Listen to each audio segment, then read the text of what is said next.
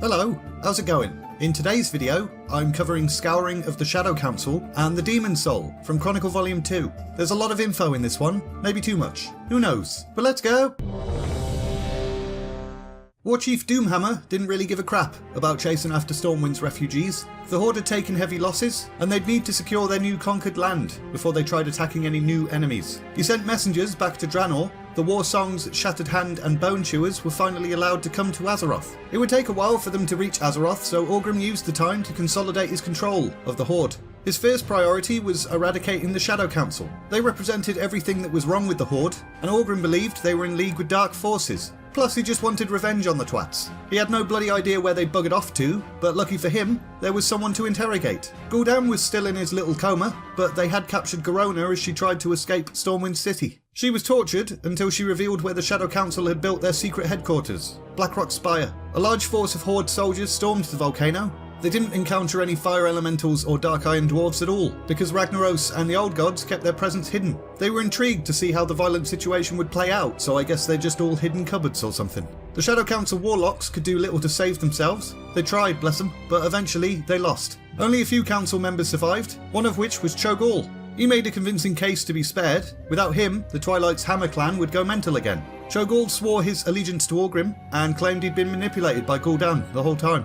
And Orgrim was like, alright, I guess, but one false move and I'll bloody end you. He didn't trust Cho'Gall, but also he didn't care. The Horde needed fighting power. Plus the two-headed ogre won some brownie points when he introduced the war chief to the Dark Iron Dwarves. It appeared that Cho'Gall had managed to negotiate with them to let the Horde continue to use Blackrock Spire as its headquarters. It was actually Ragnaros and the old gods that secretly commanded this. They still bloody loved the chaos the orcs were creating on Azeroth. Orgrim also decided to show some mercy towards Garona. I say some because, well, he did torture her, but he didn't kill her. It was no secret that Gul'dan had been pretty cruel, and her assassination of Stormwind's king had been quite handy. She swore fealty to the Horde, and Orgrim charged one of his most trusted lieutenants, Eitrig, to be her handler. In time, the messengers sent to Draenor returned, and they had some bad news. Yeah, so you know how they were a bit mental?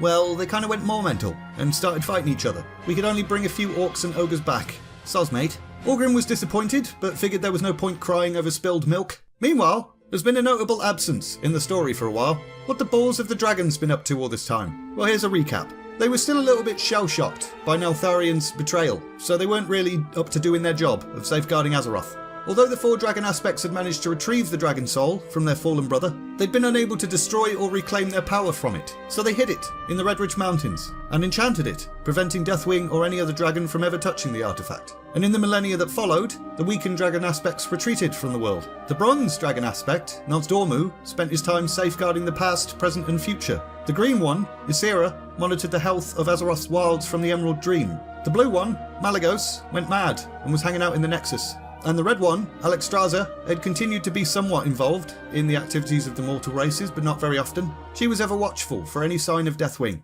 Deathwing himself had been asleep since the War of the Ancients. The Dragon Soul's power had nearly destroyed him, and he'd been forced to attach metal plates to his spine to keep his fiery body from bloody exploding. He needed time to recover from his wounds and regain his strength. However, the large amount of magic used to open the Dark Portal had woken him up, and he'd been watching with absolute fascination as Stormwind and the Horde had fought. He decided the orcs might be the very thing he needed to restore the Black Dragonflight to its former glory. If he came out of hiding, it wouldn't just be the other dragon aspects he'd have to worry about. Most of Azeroth's mortal races would oppose him as well. But if the Horde could break Azeroth's kingdoms and destroy the strongest cultures, Deathwing could devote his full attention to fighting his brothers and sisters. During the First War, the old gods had urged Deathwing to take small steps to aid the orcs. Nothing too drastic, didn't want to attract attention to himself. The first thing was, take on the guise of a human noble from Stormwind, visit Lordaeron, and convince their aristocracy that Stormwind's issues were nothing more than a rebellion of disgruntled citizens. This was much more believable than big scary green monsters have appeared. Once he was certain Lordaeron weren't going to get involved,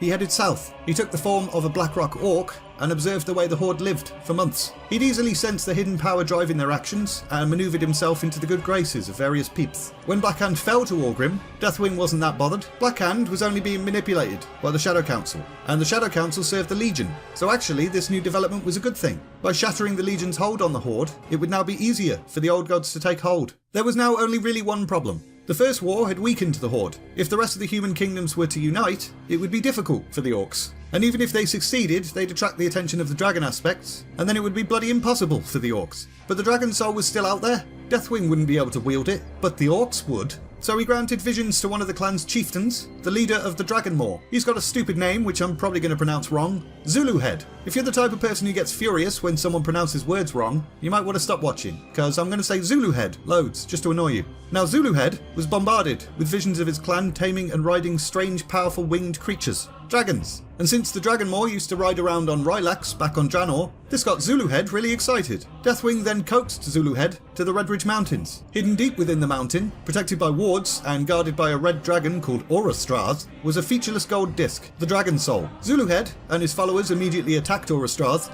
They'd never faced a red dragon in battle before, so a lot of them died, but they did eventually succeed in killing the Guardian. Zuluhead then ordered the clan's warlock, Necros Skullcrusher, to recover the artifact. The warlock smashed the relic's defences, and he was like, "This kind of smells like fell magic." Obviously this was left over from the War of the Ancients, but because it smelled like fell magic, they renamed it to the Demon Soul. But far away, Alexstrasza sensed the breaking of the artifact's wards, and when she didn't hear from Aurastrath, she got a little bit worried. So she took several of her red mates, and they flew south. They figured it was probably some dumb mortal that had stolen it, and Aurastrath was probably just hunting after them. This will definitely be easy. They had no idea that they were flying into Deathwing's trap. And we're leaving it there! In the next Volume 2 video, we're going to finish Chapter 4, and then immediately start Chapter 5, where we'll kick off the second war.